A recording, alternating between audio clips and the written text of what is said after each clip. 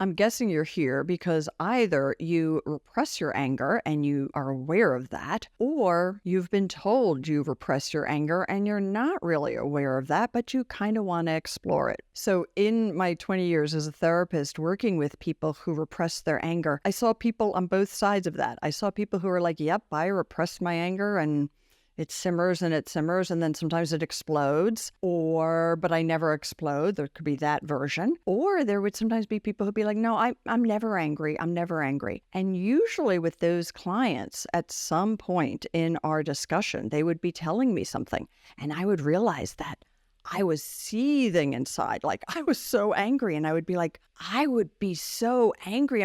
I'm angry even just listening to this. I'm angry that this happened to you. Just listening to it. How could you not be angry? And I began to realize that when I had a client who was like really repressing an emotion, boy, would I feel it strongly. And that person might have no connection to that feeling of anger. All right, we're going to talk about why you might repress your anger, where it comes from, and what you can do about it. I'm going to throw in why it's really important to do something about it. Anger is not a simple emotion. It comes with many underlying causes, expressions, temperaments, but our society is really bad at understanding anger and knowing how to address it effectively. Most of us are conditioned to think anger is bad. It's a bad thing. And if you grew up thinking anger is a bad thing, you probably don't want to acknowledge that you feel it, and you might repress it, and then you might feel bad about yourself for feeling it. But anger is an okay emotion. And I talk about this in a few of my other anger videos, separating out the feeling of anger from what you do with it. But let's focus on what you do with it being to repress it, okay? And just a quick spoiler alert, the solutions to fix this, not quick fixes, but it can be done. So why do you repress your anger? You probably grew up in a household where either you were not allowed to express your anger and somebody else in the family was allowed to probably rage. They were probably allowed to express their anger in a pretty destructive way. That's definitely a setup for growing up and learning anger is bad. Or you might have grown up in a family where nobody's allowed to express anger. Whoa, that's also a way to learn, anger must be very scary if not even my parents can deal with it. So those are probably the two situations you would grow up with. And if that's not the case, please do comment below. Love to know that. And then there's all sorts of societal and cultural expectations that impact how we deal with anger. You know, men are allowed to be angry in a different way than women are, right? And different cultures have a different approach. So you've got your family system, you've got your original culture, you've got the larger culture. All of these could impact how comfortable you are with anger. So let's say you grew up in one of those two families. Either you weren't allowed to express anger, but somebody else was, or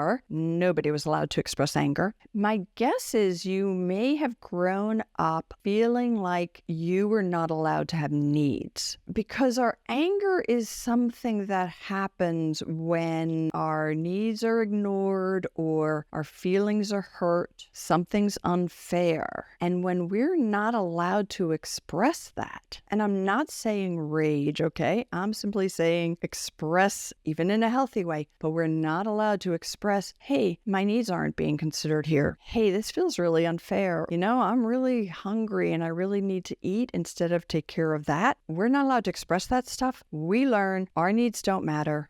I don't matter. Maybe my needs aren't important as other people's needs. So you deserve to feel your emotions. You're allowed to have needs. And now that you're no longer growing up dependent in a family system, you can begin to give yourself what you need and to help those around you give you what you need by being more comfortable with the fact that you're allowed to have needs. It's okay. And having needs means once in a while, you might feel angry if somebody else is asserting their needs or wants over yours. It's gonna happen, but it can be navigated without huge amounts of conflict or huge amounts of out there anger. So you might be listening to this thinking, what does it even look like to have a reasonable expression of your needs? So I'm going to give you a couple of examples, and these examples will utilize assertive language. Now, lots of times people hear assertive language and in their head they're thinking aggressive, but it's very different. So there's aggressive language, there's assertive, there's passive, and then there's that really tough one, passive aggressive. So when we repress our anger, we probably do use passive aggressive language, or we may be using a lot of passive language. Or if we repress,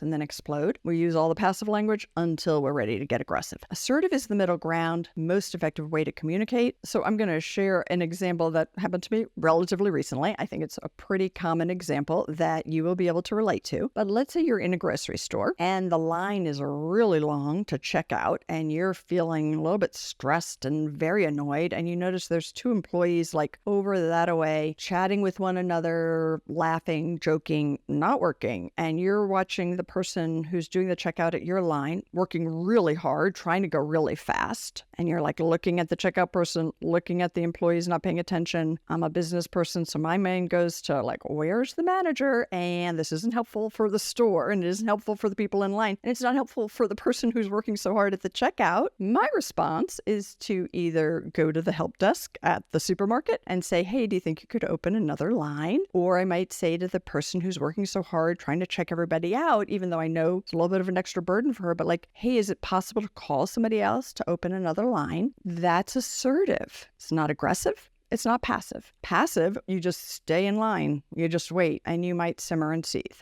Aggressive would be, what the is going on? Why can't you guys organize this better? And just screaming. You might scream at the person who is in front of you, move faster. You might yell at the checkout person, even if she's working as hard as you can. You might yell at anybody if you have an, boom, aggressive approach to expressing your anger. But the assertive approach is like a little bit more like problem solving. You can sort of see a win-win, right? And there's not always win-wins, but there's a balance. It's okay to be assertive. And in that situation, it's really interesting to me how many people don't do that. So learning assertive communication is really about incorporating that feeling of like, it's okay if I have needs and wants and desires, and I can balance that with the needs, wants, and desires of another person. Neither of us has to dominate. We can negotiate and be balanced, right? And this leads us to boundaries. And by the way, in the boundary program I do a whole module on assertive communication, how to develop it, what it means, what phrases to use, how to practice it. Super important. So if you repress your anger, my guess is that you don't really enforce boundaries. You might try to set boundaries once in a while, and then you're really PO'd that the other people aren't following them, but you don't take the step of enforcing it. You may not even be sure of what that means. As you begin to practice setting boundaries, and as you begin to practice assertive communication, it can be really empowering because there's like a positive loop that develops. If you learn to express something assertively rather than passively, passive-aggressive or aggressive, you get a better response. So let's say you work next to somebody in an office and they just play their music and they seem to think everybody wants to hear this music and you don't want to hear their music. And you might put up with that and put up with that. If you repress your anger, you might just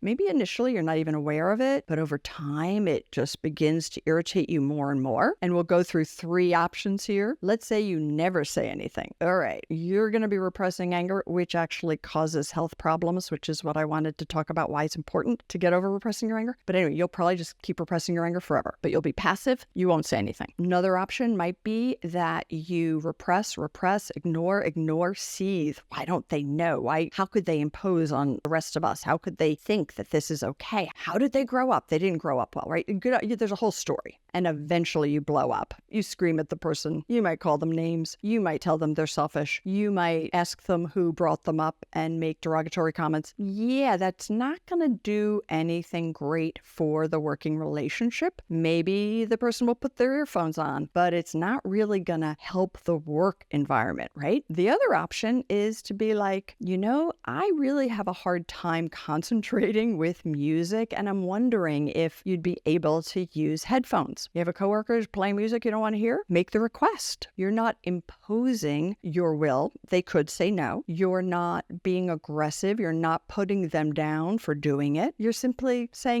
for me to concentrate, really be helpful to not have the music playing. Do you mind wearing headphones? That would be assertive language, and I guarantee that is the most likely to get a positive result. So if you use that language, you get a positive result, the person puts their headphones on. Wow, that was an easy solution. That becomes very reinforcing. So that's why understanding your boundaries, and understanding your boundaries is tied to the others. It's about knowing it's okay to have needs and wants, knowing how to use that assertive language, and then making the request. And I had an interesting question recently, actually, from somebody who is taking my boundary course about kind of questioned, like, what's the first step? And if the first step is making a request, is that a boundary? And sort of, yes, right? Making the request. Boundaries don't have to start off with, boom, you have to do this. You're crossing my boundary by having that music playing. No, just treat the other person like they're a decent human being. You're a decent human being.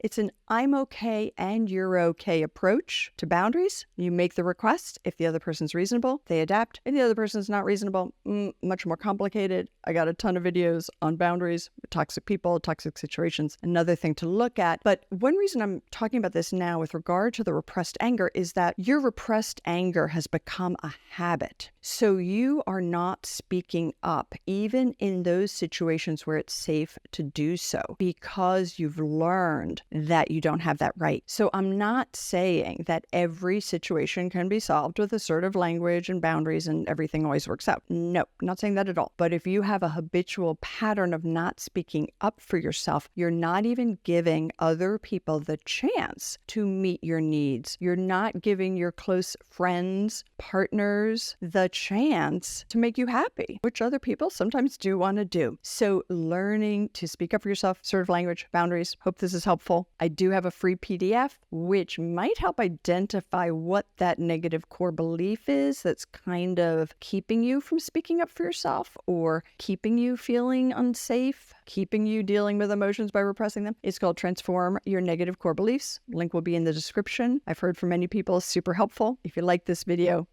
give me a like, and I'll see you next week.